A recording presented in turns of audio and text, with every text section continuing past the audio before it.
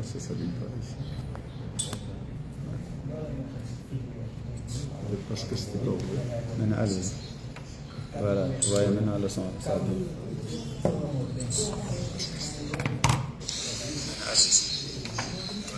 peut aller, parce qu'il n'y a pas de bruit. C'est le tenir, hein.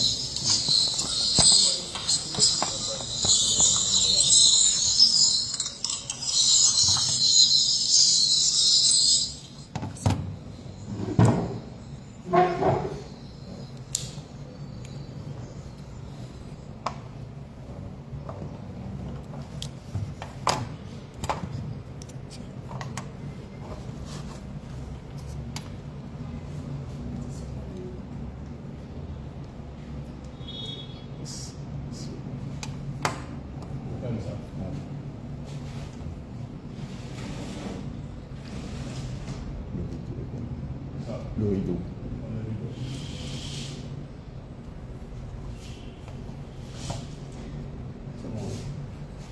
Salam alaikum.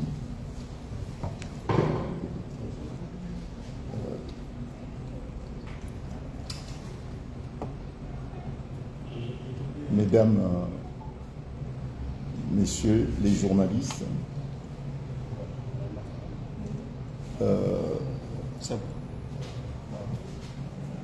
nous vous remercions d'avoir répondu à notre invitation pour parler de la situation en Guinée-Bissau dans un contexte grave, sensible, mais fondamental pour l'avenir de la démocratie de la République de Guinée-Bissau et au-delà de ce pays, pour la crédibilité des processus électoraux sur le continent africain. Je souhaiterais d'emblée indiquer que cette conférence de presse n'est ni un acte de provocation, ni une déclaration partisane, mais elle est un acte de responsabilité, de transparence, un acte de responsabilité, de transparence et de vérité voulu par l'opposition bissau-guinéenne et en particulier par le président élu, M. Diaz, et puis par ses partenaires de la coalition de l'opposition, et particulièrement M. Domingos Pereira. Bon, donc, il arrive un moment dans l'histoire d'un pays où des hommes libres, des patriotes engagés, acceptent par devoir d'assumer leurs responsabilités. Et c'est le cas aujourd'hui. Et c'est pour cette raison que nous insistons sur le fait qu'il ne s'agit pas, et je me répète, puisque c'est quand même très très très important, il ne s'agit pas d'un acte de provocation, mais il s'agit d'un acte de responsabilité. On est en 2025, le 19 décembre 2025 précisément, des hommes responsables acceptent d'assumer pleinement leurs responsabilités pour l'histoire et pour l'avenir de leur pays, Guinée-Bissau. Le peuple souverain de Guinée-Bissau, librement, dignement, s'est prononcé pour une alternance démocratique. En ma qualité d'avocat de l'opposition bissau-guinéenne, avocat de M. Diaz, de M. Domingos et d'autres leaders politiques emprisonnés, je suis là pour faire valoir le droit de ces personnalités. Bon, nous allons aujourd'hui, ce qui est rare dans l'histoire des pays, nous allons aujourd'hui vous parler de la vérité des chiffres. Nous allons vous parler des faits électoraux.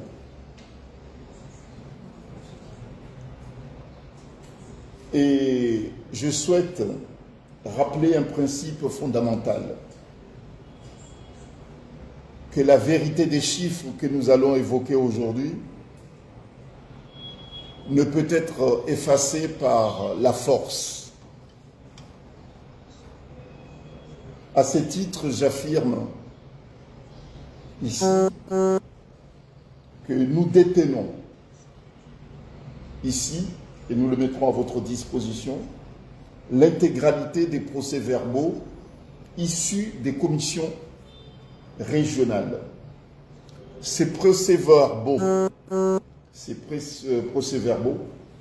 sont certifiés, signés, authentifiés et traçables. Leur authenticité est incontestable et vérifiable par toute instance indépendante. Ces documents confirment sans ambiguïté la victoire de M. Fernando Diaz da Costa dès le premier tour de l'élection présidentielle du 23 novembre dernier. Nous mettons officiellement ces procès-verbaux à la disposition de la presse nationale, internationale, des organisations régionales internationales, ainsi que de l'opinion publique africaine et mondiale.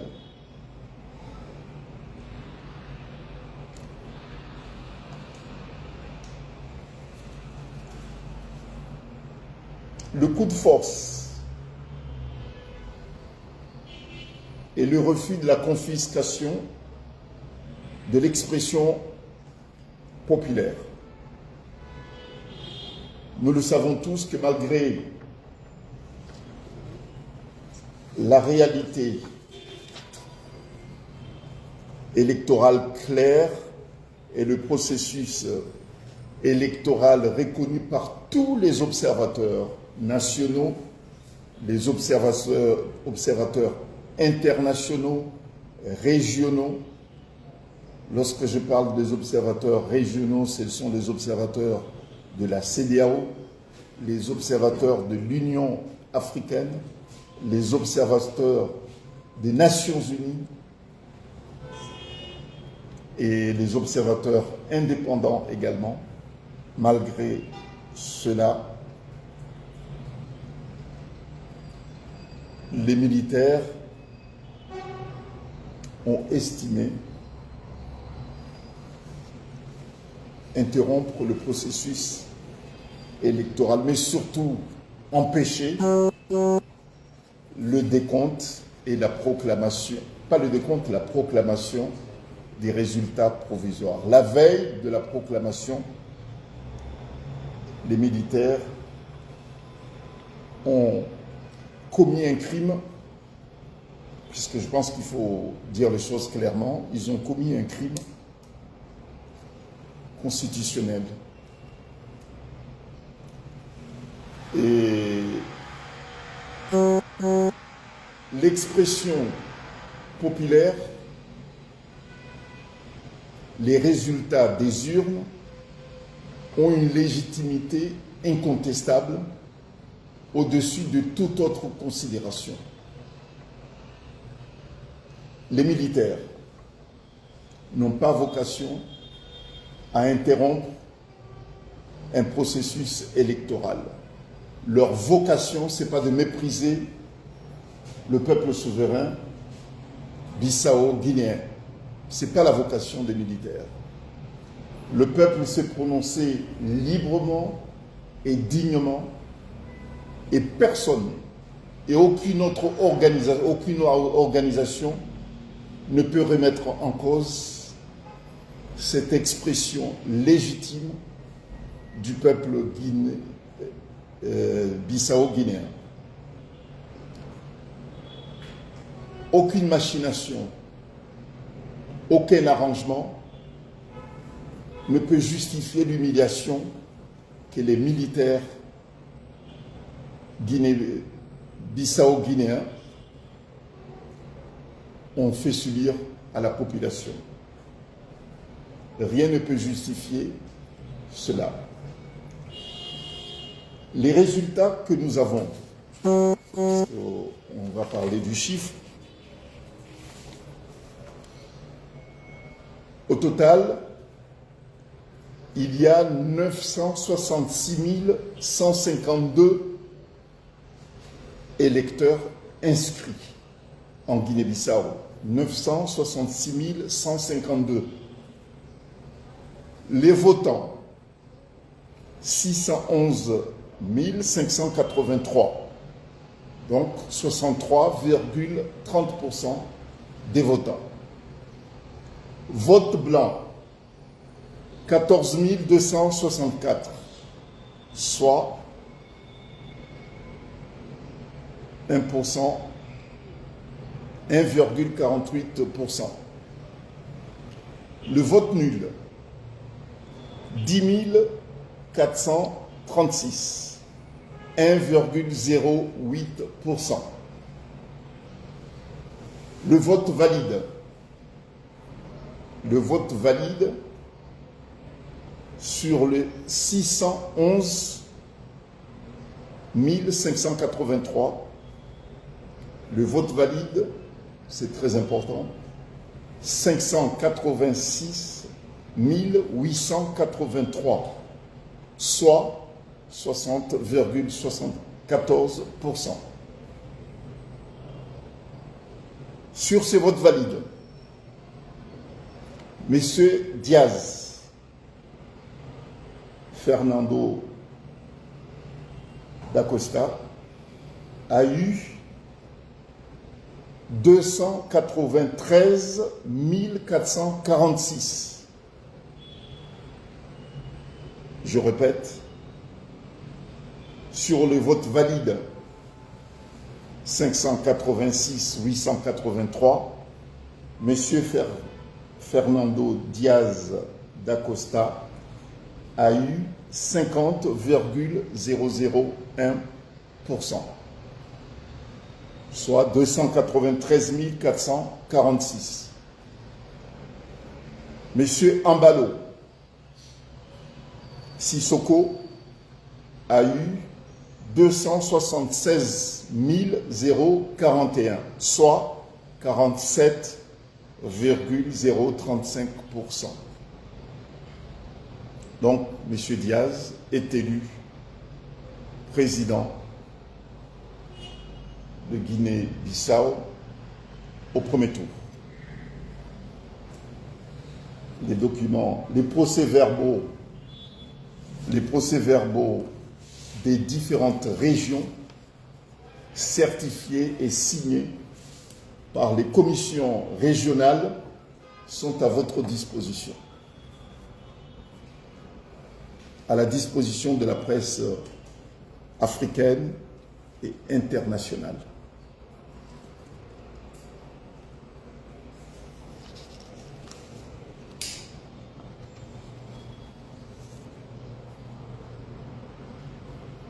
Malgré cette réalité électorale claire, le processus constitutionnel a été interrompu par des actes commis par une partie des militaires.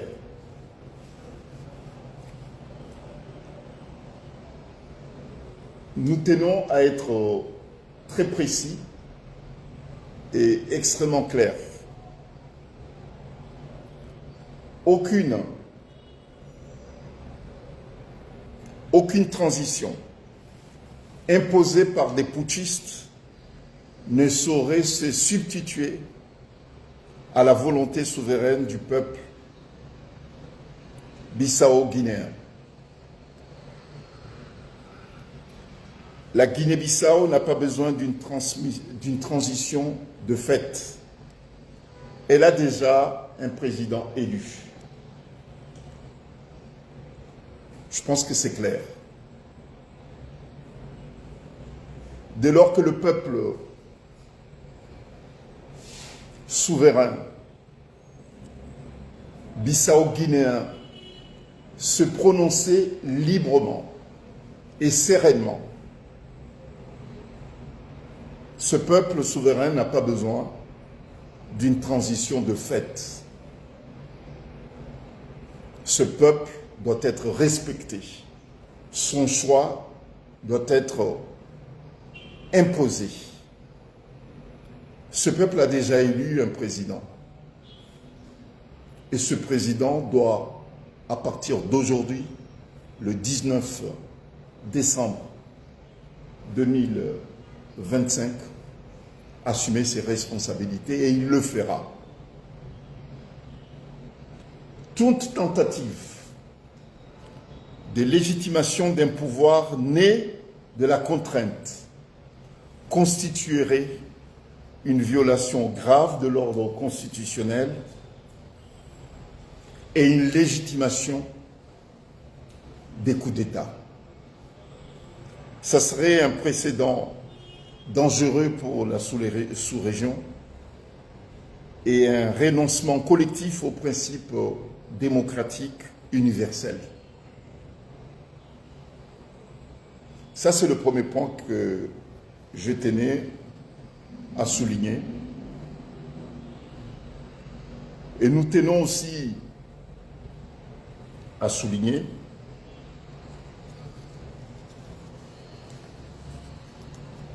que le président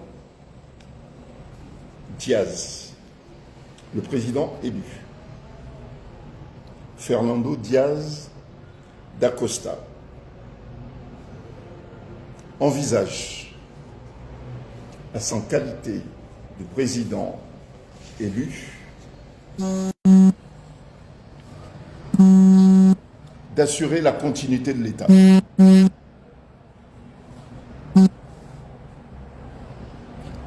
Et il le fera pour éviter le chaos.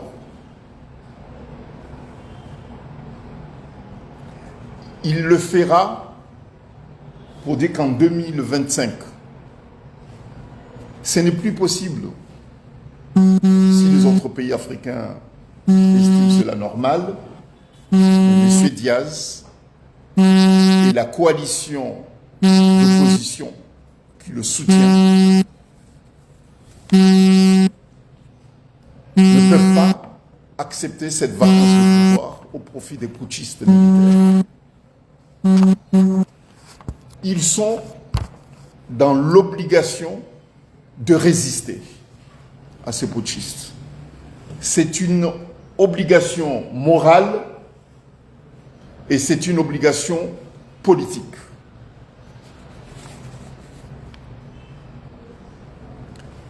Monsieur Diaz et ses partenaires de l'opposition sont dans l'obligation de faire respecter le choix clair, limpide, qui ne souffre d'aucune contestation exprimé par le peuple bissau-guinéen.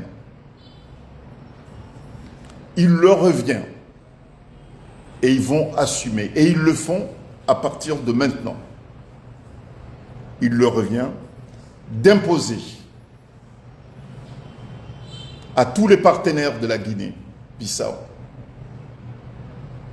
et d'imposer également à la CEDEAO, à l'Union africaine, aux Nations unies, de respecter le choix exprimé librement, sans la moindre contrainte, du peuple bissau-guinéen. Et pourquoi cela? Parce que le fondement de toute démocratie réside dans l'expression du suffrage universel. Dans une société qui se veut développée, la primauté du vote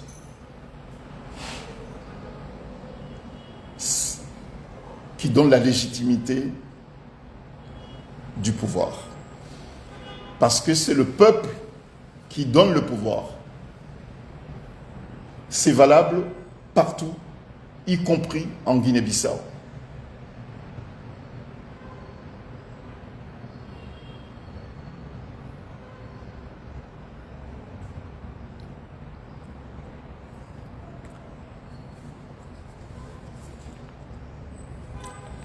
La légitimité de M. Diaz, il ne l'a pas obtenue par la force. La légitimité de M. Diaz émane du peuple et c'est pour cette raison qu'il entend exercer pleinement cette légitimité. Cette légitimité, il ne l'obtiendra pas et on ne l'obtient jamais d'un acte administratif ou bien d'une violence.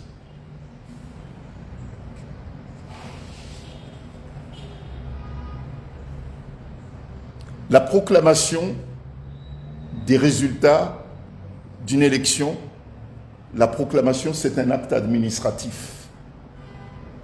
Ce n'est pas la proclamation qui légitime une élection.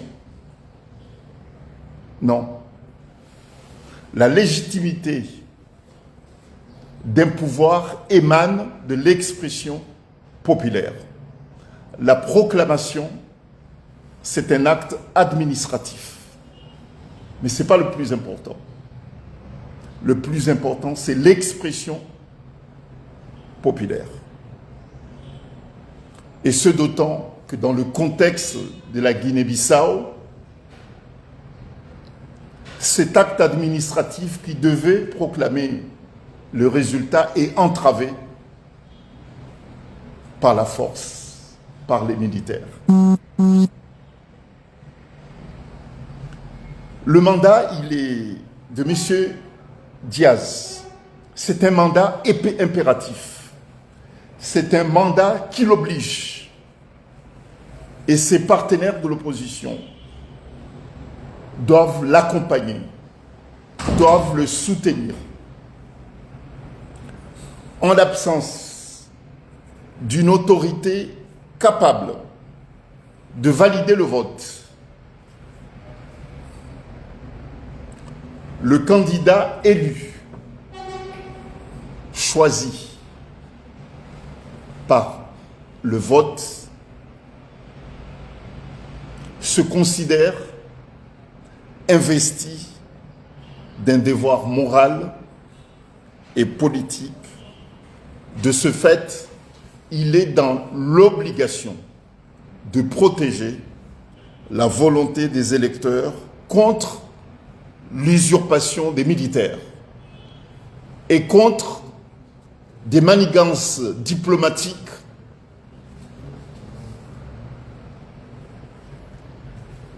qui peuvent empêcher que le choix du peuple guinéen soit pris en considération. Et ça, c'est très, très, très important.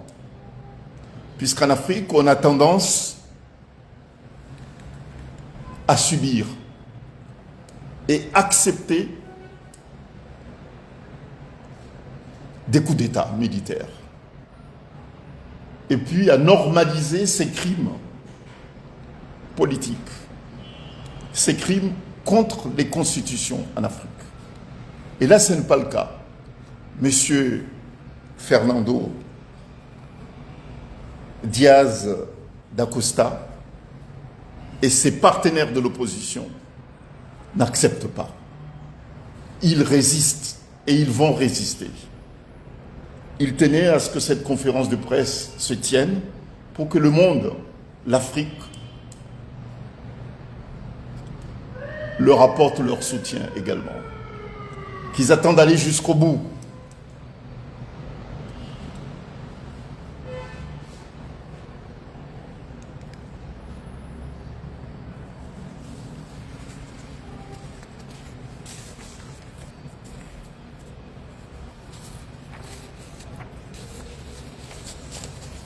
Et ils ont raison. Et pourquoi?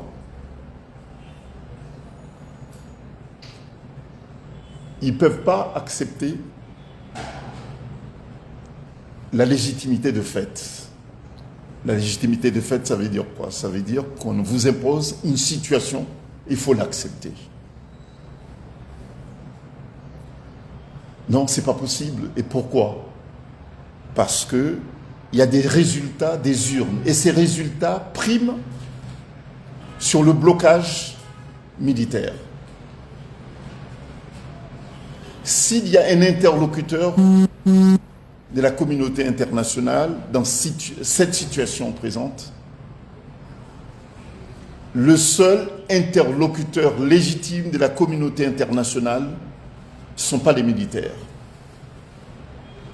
Les putschistes, ce sont des criminels. Parce qu'ils ont commis un crime contre la constitution de la Guinée-Bissau. Ils ont commis un crime contre la volonté du peuple guinéen. Donc leur place, ce n'est pas sur la table de discussion. Leur place, c'est dans les prisons.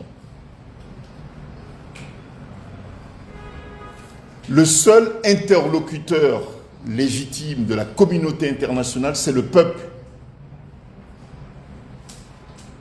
bissau-guinéen. Donc, M. Diaz,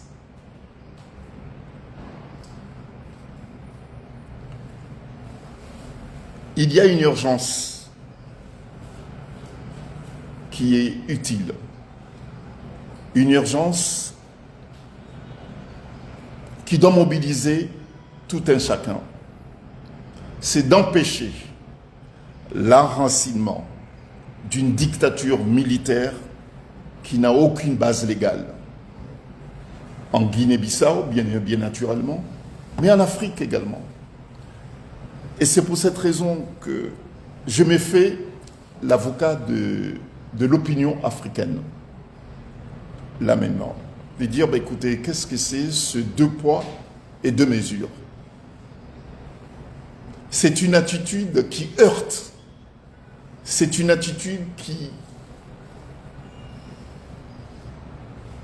qui révolte. Comment la communauté internationale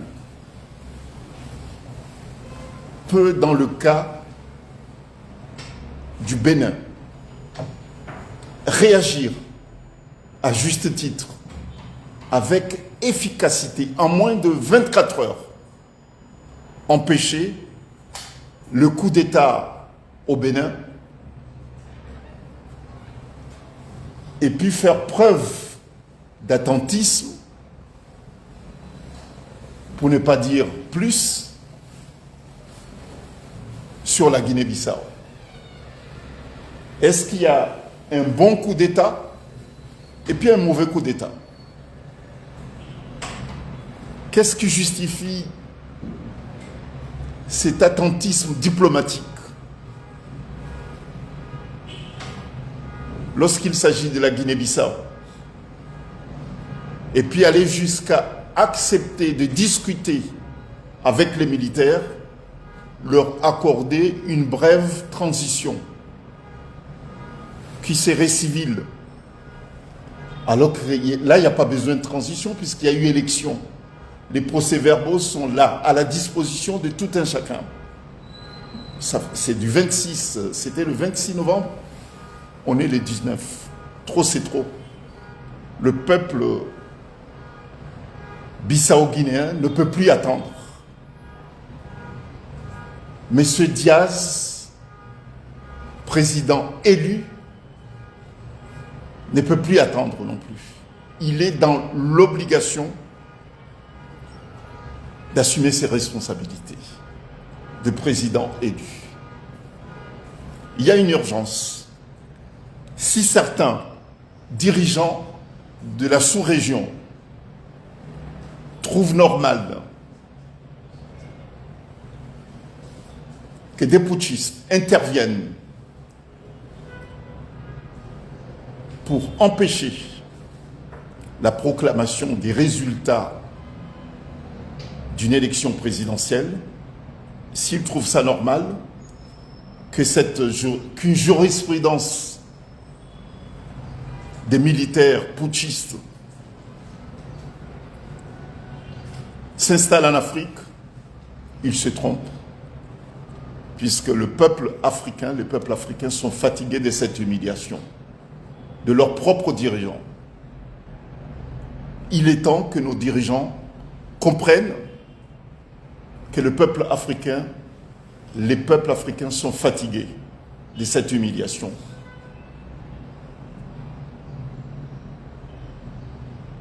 « 1960, 2025, plus de 60 ans, trop c'est trop. Trop d'humiliation suscite des révoltes populaires. Ils doivent en prendre en considération cela.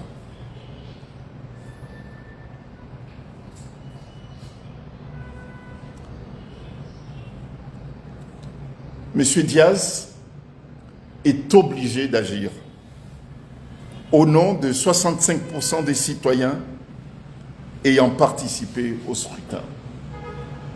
On peut pas, il ne peut pas accepter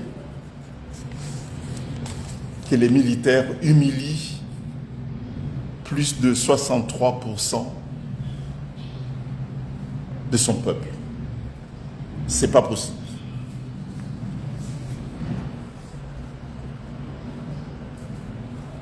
Et c'est pour cette raison que M. Diaz et ses partenaires de l'Union de l'opposition vont commencer à poser des actes, non seulement pour légitimer, pour confirmer la légitimation de leur pouvoir, mais pour protéger leur pays. Il est temps que la Guinée-Bissau soit protégée et défendue, que les intérêts de l'État guinéen soient défendus. Ce qui est connu de tous, puisque c'est dans l'actualité, c'est la tentative des blanchiments des avoirs guinéens qui a été empêché par les autorités portugaises. Et il faut que M. Diaz, en tant que président élu, protège les intérêts de son pays. Et il le fera. Et ça, il n'a pas à attendre une proclamation quelconque, puisque je l'avais dit tout à l'heure que la proclamation, c'est un acte administratif. Et l'acte le plus important, c'est le mandat électif qui lui a été clairement donné par le peuple guinéen. Sur la base de ce mandat électif, il est dans l'obligation de protéger et les Guinéens et l'État guinéen également. Et il le fera. Et une correspondance sera envoyée à tous les chefs d'État africains pour reconnaître le choix du peuple bissau-guinéen. Et la même démarche sera également effectuée auprès de tous les partenaires étrangers de la Guinée-Bissau et à l'Union africaine, bien sûr, et aux Nations Unies. Il s'agit d'un acte de résistance légitime, politique et populaire, puisque nous sommes persuadés, au regard du silence diplomatique de la CEDEAO et de l'Union africaine également, qui semble s'adapter à cette situation de fait, à ce coup de force. M. Diaz et ses partenaires sont seuls aujourd'hui,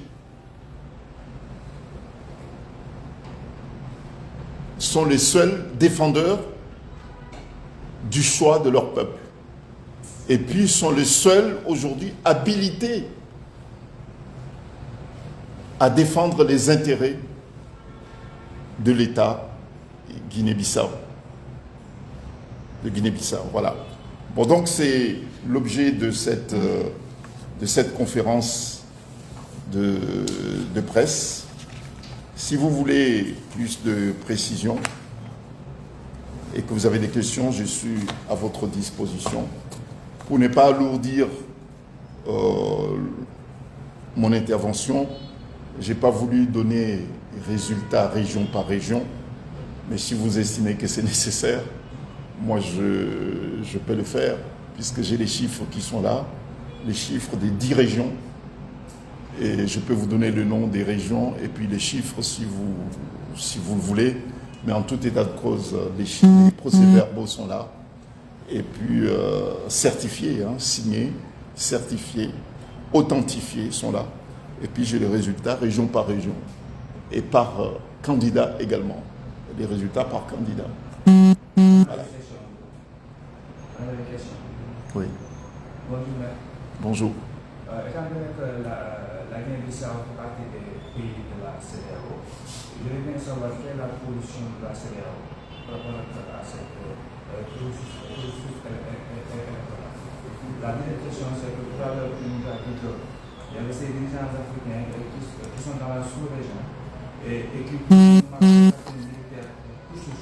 s'installent en Afrique. Je voudrais bien savoir quels sont ces chefs d'État africains qui sont aussi dans la sous-région et qui aiment voir que ces militaires s'installent ici en Afrique. L'autre question, c'est par rapport à ces militaires qui ont commis un crime institutionnel. Pour l'opinion qui ne savent pas, c'est un crime constitutionnel. Je n'ai rien compris, mais c'est ça. Est-ce que vous répondez après? Non, une question. La première, c'était La première, c'est la position de la CEDEAO. Bon, je vais répondre d'abord à ces 3 questions et puis on passera à d'autres questions. Ce serait pas plus judicieux de Le tout. prendre toutes les questions après. Bon, j'ai peur de ne pas oublier. Voilà. Parce que ça Bon. va nous permettre après d'avoir la version. D'accord, ok. Ok, je vous écoute alors. Vous avez une question? C'est ça. Bon, maître, je vous remercie d'abord pour votre courage. Bon, d'abord, ma question, c'est qu'attendez-vous de la CEDEAO? Parce que ça a été posé par mon confrère, puisque nous avons vu récemment en Gambie la position de la CEDEAO. Voilà. Et aussi, deuxième, vous avez dit tout à l'heure que le candidat Diaz a l'obligation de prendre sa responsabilité. Qu'est-ce qu'on peut sous-entendre? Prendre ça, soit sur les manifestations ou bien quels sont les actes? D'accord.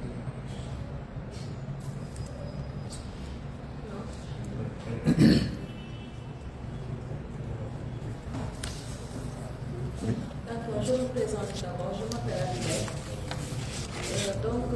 Quels sont les recours que vous envisagez de déposer auprès des juridictions compétentes pour faire reconnaître la victoire de votre client, Fernando Diaz? Et puis la deuxième question, c'est comment évaluez-vous les chances de... D'accord. Répète la première question. D'accord. Donc la première, c'est les recours que vous envisagez de déposer auprès des juridictions compétentes pour faire reconnaître la victoire de votre client. D'accord. Deuxième. Et comment La chance. évaluez-vous les chances de D'accord. Fernando Diaz pour récupérer pour prendre ses fonctions? Et la troisième, quels sont les risques et défis? Risques et défis que votre client pourrait bien rencontrer dans sa lutte pour le pouvoir. D'accord. Et la quatrième, c'est que pensez-vous que la communauté internationale devrait réagir face à cette situation? C'est bon. Moi, j'ai une question. Ça, on est d'accord déjà. Je veux savoir comment appréciez-vous la position du Sénégal sur cette affaire? D'accord. position du Sénégal sur cette affaire. Ok. On peut y aller? D'accord.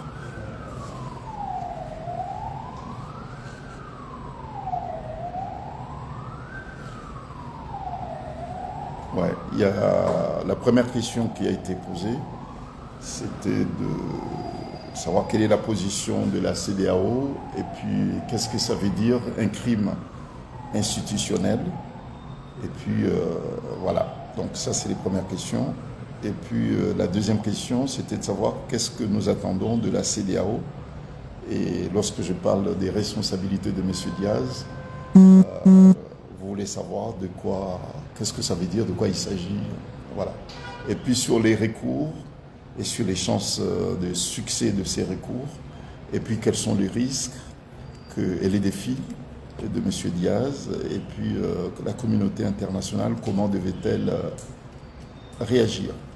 Et puis la position du Sénégal sur ce dossier. Voilà. Ce sont les différentes questions. Sur la position de la CEDEAO, c'était, elle s'est exprimée à plusieurs reprises en condamnant le putsch voilà, institutionnel, électoral qui a été commis. Mais c'est une déclaration formelle que les organisations internationales sortent de leur ordinateur dès lors qu'il y a un coup d'État qui se produit quelque part. La communauté internationale n'a jamais dit qu'elle est favorable pour un coup d'État. Bon, donc, chaque fois qu'il y a un trouble politique, et surtout un coup d'État militaire ou bien un coup d'État tout simplement, c'est une déclaration que la communauté internationale réchauffe chaque fois, et puis il suffit de changer le nom du pays, quoi, c'est tout. Donc c'est une déclaration purement formelle, qui n'a aucun impact. Et donc ce que l'opinion africaine, moi je parle de l'Afrique, puisque ce n'est pas seulement en Guinée, ce que nous attendons de nos organisations sous-régionales. Ici on parle de la CEDEAO, en Afrique de l'Est on parle de la SADC, etc. Ce que nous attendons de ces organisations, il faut qu'elles soient opérationnelles. Il faut que ces organisations qui disposent d'un arsenal militaire, diplomatique et juridique assument leurs responsabilités, pleinement leurs responsabilités. Ils l'ont fait, elles l'ont fait, et surtout la CEDEAO l'a fait au Bénin. La CEDEAO a trouvé les moyens immédiatement, instantanément, pour réagir à juste titre au Bénin. Et nous avons du mal à comprendre que la CEDEAO traîne les pieds sur la situation en Guinée. Qu'est-ce qui se passe? La CEDEAO pense qu'une déclaration formelle suffit. Non, ce que nous voulons, c'est que mes clients veulent, c'est que les Guinéens veulent, c'est que les Africains veulent, c'est que la CEDEAO, qui a une force d'interposition sur place en Guinée-Bissau, que les objectifs ou bien la mission de cette force qui est sur place soit redéfinie pour le retour de l'ordre constitutionnel. Voilà ce que nous voulons, et non pas une déclaration formelle. Ils ont demandé aux militaires, aux putschistes, de libérer les prisonniers politiques. Et qu'il semblerait que les militaires ont pris l'engagement de libérer sous 24 heures. Mais ça date de quand? Ça fait déjà 2 semaines. Et les prisonniers politiques, qui sont au nombre de 50, sont toujours en prison, détenus sans motif légitime. Ça aussi, il s'agit d'un crime. Parce que lorsque vous détenez quelqu'un plus de 24 heures, là, vous commettez un crime, c'est un crime. Priver quelqu'un de sa liberté, ce n'est pas un acte politique. C'est un acte criminel. Monsieur Domingos et les 49 autres personnes qui sont détenues par les militaires suite à ce putsch sont victimes d'un crime. Voilà. La CEDEAO ne devait même pas quitter les lieux. Cette délégation devait rester sur place et imposer, exiger à ce que les prisonniers politiques soient libérés. Voilà. Le crime institutionnel, ça veut dire quoi? Ça veut dire que lorsque vous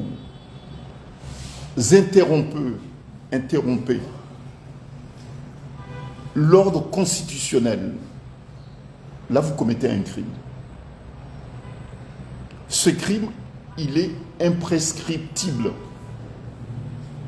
Ça veut dire que demain, s'il y a une amnistie,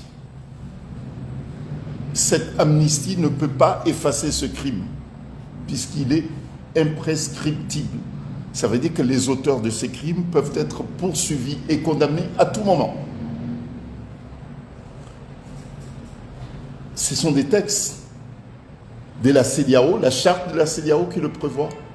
Ce sont les différents instruments juridiques de l'Union africaine qui le précisent et la Constitution de la Guinée-Bissau également le rappelle. Donc ces textes doivent être appliqués. Ces textes doivent être appliqués.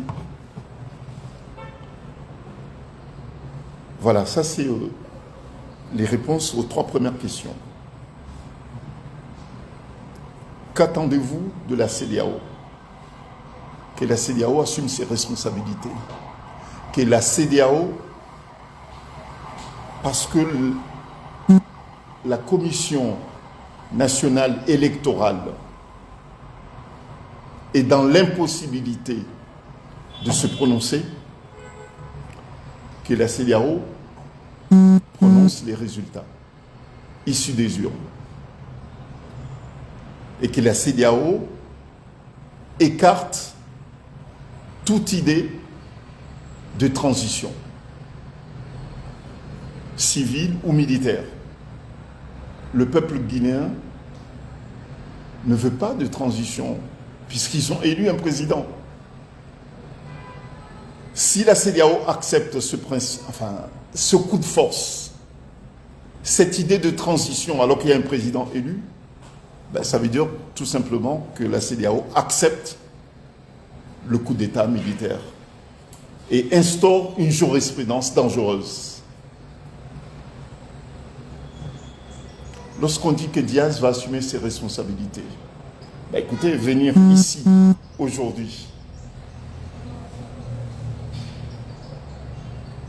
faire distribuer à la presse internationale africaine, à l'opinion africaine et mondiale, les procès-verbaux issus des urnes, c'est assumer ses responsabilités.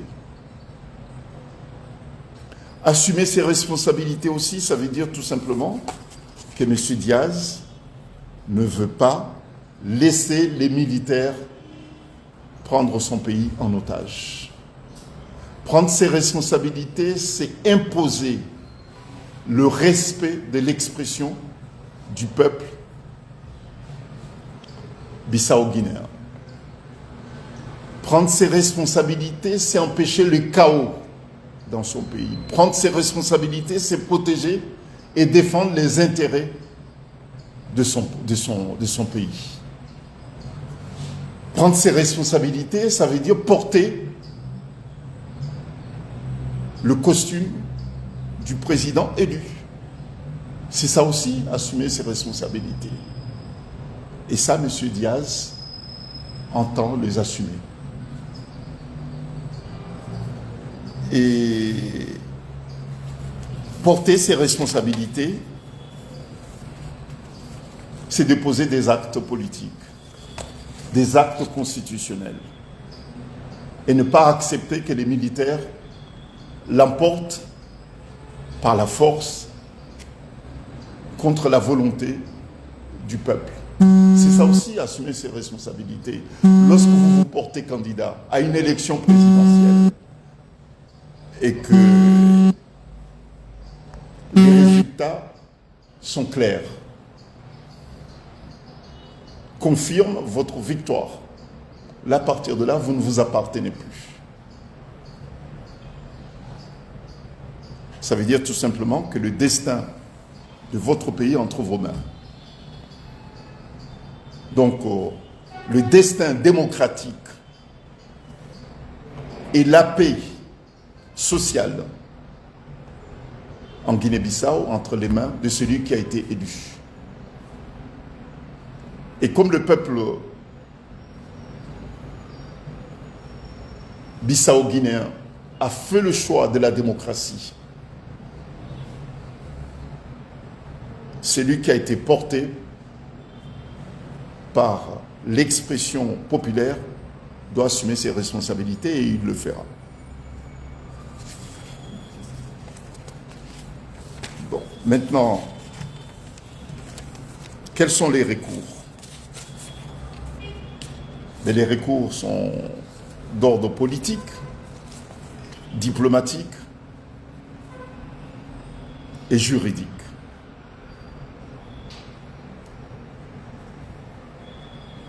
Bon, les recours politiques, ça c'est du domaine des acteurs politiques guinéens et je pense qu'ils sont en train de l'assumer.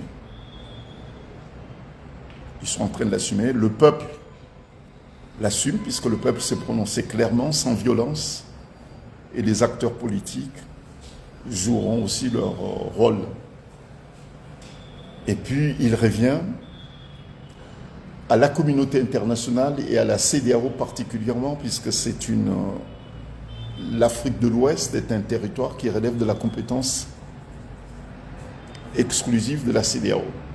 Et puis, les autres organisations interviennent à titre subsidiaire. Je vais parler de l'Union africaine et puis des Nations unies. Nous sommes persuadés que par la force des choses, la CEDEAO finira par assumer ses responsabilités. C'est le vœu des peuples de l'Afrique de l'Ouest. C'est le vœu des peuples africains que les organisations sous-régionales assument enfin leurs responsabilités. Si les dirigeants de la sous-région n'assument pas leurs responsabilités, nous aurons recours à d'autres organisations et nous n'accepterons plus qu'on nous dise que la compétence revient à la CEDEAO si la CEDEAO n'assume pas ses responsabilités. Vous savez, lorsqu'on est souverain, il faut être à la hauteur de cette exigence de souveraineté. Nous ne pourrons plus maintenant dire que nous sommes souverains. C'est pas suffisant. Une déclaration d'indépendance, ça c'est pas suffisant. De dire qu'on est indépendant, c'est formel tout ça. Mais l'acte le plus important, lorsqu'on est indépendant, c'est assumer sa souveraineté. Et nous demandons que la CEDEAO exerce pleinement sa responsabilité. La CEDEAO a un arsenal diplomatique, a un arsenal politique, et puis a aussi un arsenal militaire. Nous l'avons vu tout récemment au Bénin.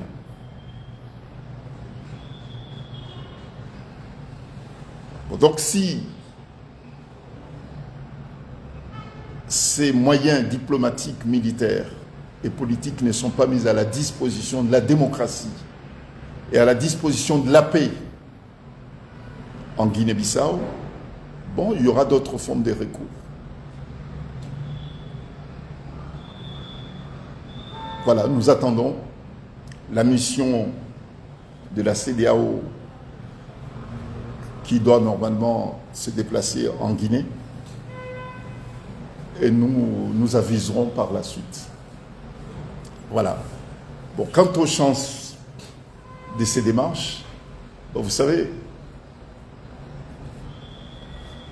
l'élément le plus précieux dans un combat politique, c'est l'apport populaire. Puisque si la population veut quelque chose, elle est très fidèle, elle se tient à ses aspirations. Le soutien le plus précieux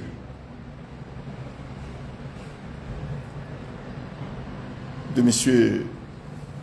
Diaz, c'est le soutien populaire. C'est l'adhésion massive du peuple bissau-guinéen à son offre politique. Donc, il a la chance, effectivement, de pouvoir l'emporter sur cet affrontement politique. Puisque la question a été posée tout à l'heure de savoir quelle est la chance. Ben, écoutez, vous savez, dès lors que vous avez le soutien de votre peuple, c'est une question de temps. Et le peuple s'est déjà prononcé. Et le peuple sait que M. Diaz et ses partenaires de l'opposition n'ont pas baissé le bras, ils ne baisseront pas le bras. Je pense que ceux qui sont sous la pression et qui sont mal à l'aise à l'instant où je vous parle, ce n'est pas M. Diaz, c'est pas M. Domingos et les autres. C'est les putschistes qui sont mal. C'est les putschistes qui sont mal, puisqu'ils sont sur une chaise éjectable. Vous savez, entre une victime et le criminel, ce n'est pas la victime qui est mal à l'aise, c'est le criminel puisqu'il sait qu'il est passible à des sanctions. Voilà. Donc, M. Diaz, il est serein, puisqu'il bénéficie d'une légitimité incontestable. Légitimité politique et légitimité constitutionnelle, puisque toutes les chartes des organisations, de toutes les organisations internationales, sont en faveur du peuple bissau-guinéen et sont en faveur aussi de la cause de M. Diaz et de ses partenaires de l'opposition. Donc, je peux dire en toute sérénité que M. Diaz et le peuple guinéen sont sereins, puisque leur détermination, leur résilience finira par l'emporter. Ce sont les putschistes qui sont mal en ce moment. Et je suis même tenté de dire que ce n'est pas trop tard. Ils peuvent se ressaisir pour leur éviter des lendemains difficiles. Parce que lorsque les sanctions vont tomber, ça a commencé déjà. Il y a des organisations internationales qui ont commencé à se prononcer. La CEDEAO s'est déjà prononcée là-dessus avec des sanctions graduelles et personnalisées. Mais ça va continuer. Les boycotts également. Mais ça, c'est un autre aspect politique, puisque lorsque les organisations panafricaines, lorsque les organisations des peuples africains dans différents pays d'Afrique vont s'organiser pour boycotter les putschistes et leur soutien également, là, ils vont comprendre qu'ils seront boycottés non seulement chez eux, en Guinée, mais ils seront boycottés partout en Afrique. Puisque les peuples africains, vous avez vu la réaction lorsque Sissoko Embalo s'était rendu ici au Sénégal, la réaction du peuple sénégalais, lorsqu'il s'était rendu à Brazzaville, la réaction des Congolais, ça sera pareil partout où il passera. Pas seulement lui, mais les autres également. Vous avez vu la réaction des Portugais, des autorités portugaises. Ils pouvaient partir avec n'importe quel passeport diplomatique, mais lorsque les peuples vous vomissent, vous n'avez pas le choix. Donc les militaires qui sont sur place, bon, moi je vais dire les choses clairement puisque je suis un homme libre, ils sont manipulés, instrumentalisés. Et j'assume par l'ancien chef d'État. Il continue à présider par télécommande la Guinée-Bissau. C'est lui qui est derrière tout ce qui se passe sur place. Bon, donc, moi je l'ai dit, j'assume ce que je dis, puisque j'ai les preuves de ce que je dis. Et tout. Bon, donc, lui, il peut voyager, je ne sais pas jusqu'à quand, mais c'est eux qui sont sur place. Et ils pensent que l'avenir de leur pays se dessinera dans le contexte actuel de répression. Non, ils se trompent, puisque le peuple a décidé de tourner la page, et ça sera le cas. Quel est le risque pour monsieur et les défis pour monsieur Diaz? Vous savez, vivre est un risque. Vivre est un risque. Lorsque vous êtes un homme de conviction, vous prenez des risques. Lorsque vous défendez des valeurs, vous prenez des risques. Lorsque M. Diaz impose le respect de l'expression populaire, bien sûr qu'il prend un risque. Bien sûr que M. Domingos prend un risque également. Et les 49 autres personnes qui sont arbitrairement détenues, ils prennent des risques. Le peuple bissau-guinéen a pris aussi un risque, mais ce risque mérite d'être pris et assumé. C'est ce que font mes clients. Est-ce que la communauté internationale doit agir? Écoutez, c'est sa responsabilité, puisque soit les chartes servent à quelque chose, les chartes, pas seulement de l'Union africaine, pas seulement celles de la CEDEAO, pas seulement celles des Nations Unies, qui rappellent et condamnent les coups d'État, doivent être appliquées. Ces chartes sont utiles. Mais c'est la démission de la communauté internationale qui donne force aux putschistes, au fait. Je parle des démissions, je ne parle pas de la complaisance, mais je parle de démission. C'est cette démission de la communauté internationale qui donne force aux militaires. Bon, voilà, la place du Sénégal sur ce dossier, bon, au même titre que les autres pays de la sous-région, le Sénégal a une obligation de soutenir la légalité constitutionnelle, a l'obligation d'imposer le respect du choix, du libre choix du peuple bissau-guinéen. C'est une obligation pas seulement du Sénégal, mais c'est une obligation de tous les pays de la sous-région. Voilà. Ça va. Maître, Non.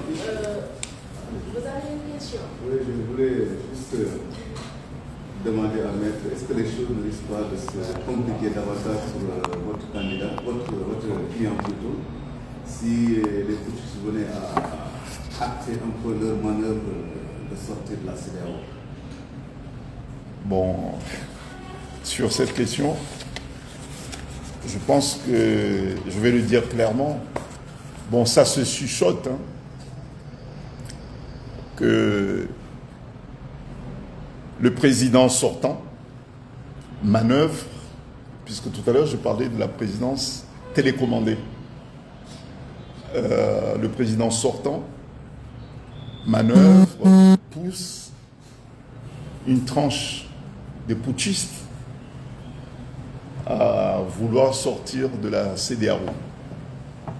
Bon, moi je suis désolé, mais les putschistes n'ont aucun mandat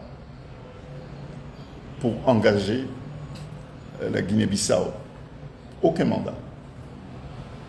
La seule personne qui a une légitimité pour engager la Guinée-Bissau aujourd'hui, il s'appelle M. Fernando Diaz. Il n'y a que lui qui a la légitimité pour engager la Guinée-Bissau. Les militaires n'ont aucune légitimité pour engager la Guinée-Bissau. Pour ça, c'est clair, c'est net, ça ne souffre d'aucune contestation. Tous les actes qui sont pris par les militaires depuis le 26 novembre dernier jusqu'à aujourd'hui n'ont aucune base légale.